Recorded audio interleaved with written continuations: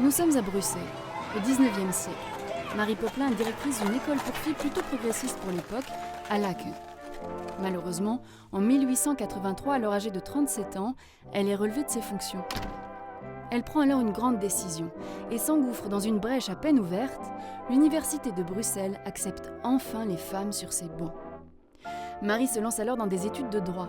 Elle s'accroche dans ce monde presque exclusivement masculin et 5 ans plus tard, Marie Popelin devient la première femme docteur en droit en Belgique.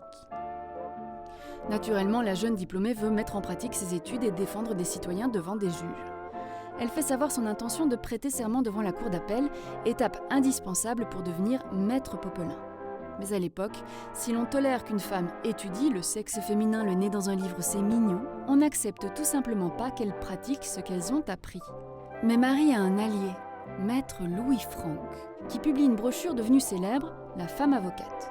Véritable outil de propagande, les journaux de tous bords s'en emparent et le débat devient public. Le 3 décembre, la salle de la cour d'appel de Bruxelles est bondée. Tous et toutes sont venus écouter les débats de l'affaire Popelin. Le plus gros argument du procureur, ce fameux code de Napoléon dont on a déjà touché un mot dans un autre épisode et qui codifie l'infériorité de la femme considérée comme mineure, au même titre que les enfants. Le 12 décembre, la décision de la cour d'appel tombe. Aucun argument ni raisonnement juridique n'a finalement été retenu au profit de l'opinion de Napoléon sur les femmes.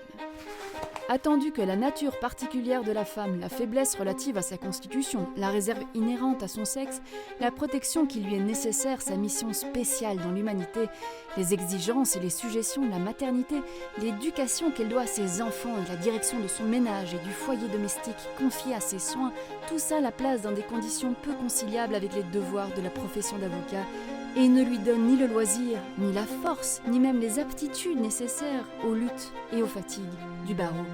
Fin de citation. Pour info, Marie, alors âgée de 42 ans, est célibataire et sans enfant. Marie dépose un pourvoi en cassation, qui lui aussi est un échec. Selon la Cour, aucune loi n'a été brisée.